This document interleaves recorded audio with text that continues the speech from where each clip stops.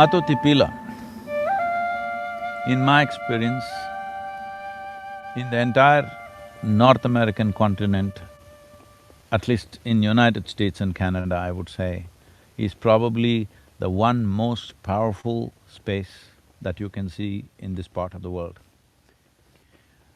It has a dimension. See, in the yogic dimension, we look at it as human body, the energetic body of the human being is like the cosmos. It has 114, energy points. Of these, two are outside the physical structure, rest are inside. So these 112 are made into 7 categories, which are generally in America known as 7 chakras and things like that. Of these 7, there is one in the throat region which is called as Vishuddhi. I would say for 99% of the people, this Vishuddhi remains in the seed form, it never sprouts because it is a power center. If you know something about Indian culture, the first yogi in India was called Adiyogi, which means the first yogi. Actually, we have erected a 112 feet tall face, which is the largest face on the planet actually. I don't know if you've seen that, you can see that image in the thing, it's a 112 feet tall bust. Because he is the first yogi, to honor him, because he gave us the technologies for well-being, how to handle human well-being from within.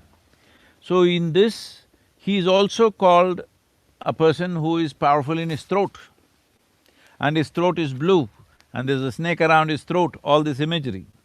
Why this is so is, this dimension we called Vishuddhi is one dimension which in the throat center needs maximum amount of skill and capability to evolve. What I saw, I was there on the full moon night in Matotipila. It was explosive dimension of Vishuddhi or the throat center. Anybody who has done any kind of a little bit of search with that energy around would naturally become an exploration of mysticism is very natural. Because this culture, the Native American culture, has not written down anything, everything is oral culture.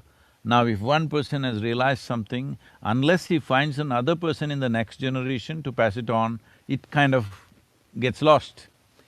Which is also a good thing in a certain way, because written down distortions will happen.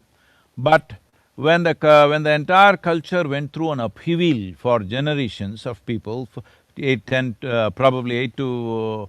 maybe 10 to 20 generations went through a whole upheaval, that culture could have been broken. But even now I'm saying, especially Tab, you are a singer, you must spend minimum 3 days at this Matotipila, especially on the full moon night. I'm telling you, you will realize something tremendously powerful.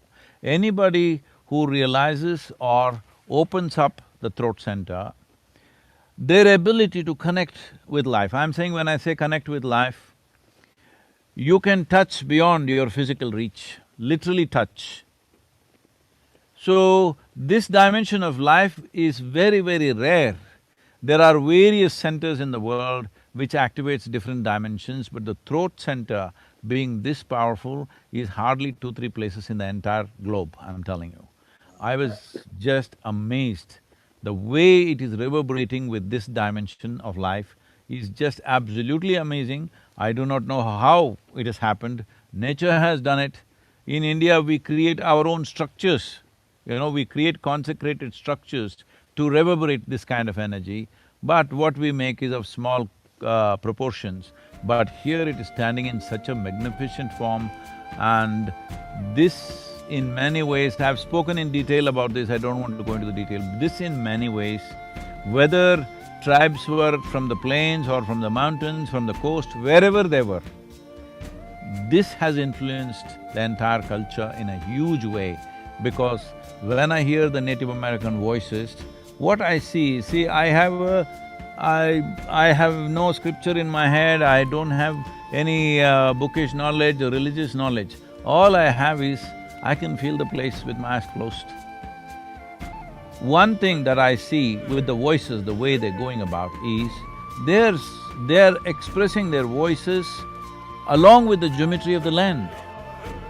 When you produce a sound which is in sync with the form that you see, then we say this is a mantra, because now the combination of sound and form are working together and suddenly it becomes an explosive force. So, when I see the Native American music and the terrain that they were looking at and making these sounds, not always words, just sounds, because sound is important. Words are made up in our minds. Sound is real, sound is a reverb, and sound has a geometry of its own. If you utter the right kind of sounds, it will touch the forms, it will embrace the forms. In this there is tremendous power. This is where I see the entire Native American spiritual process is rooted. Whether people have physically been there or not, it doesn't matter. Because even without physically being there, you can connect with it. If you connect with the land, you can connect with this dimension. And if you connect the land and the sound, you will definitely connect with this Mato Tipila, because this is not a physical thing. There's an energetic dimension to that. See, we have a physical body, but without the life energy, what is this physical body? It's just rot, all right? So what is a stone? A stone is nothing unless it has an energetic body. Here there's an energetic body expressing this dimension of the throat center in the human system in an extremely powerful way, which is… I've never seen a place like that in my life. I've traveled literally everywhere, I'm telling you. That's So, amazing. that's been one of the most profound things, and Cahokia also was a great thing for us to see, because we discovered certain things that what they have done there, and some things that have gone right, some things that went wrong there. That's a different aspect, but this Matotipila is a must for every indigenous person. It's a must, whether they go there physically or otherwise, they must connect with this. This is where the power is. The basis of your culture in some way energetically is here. And with connecting with that could also be the liberation for the future.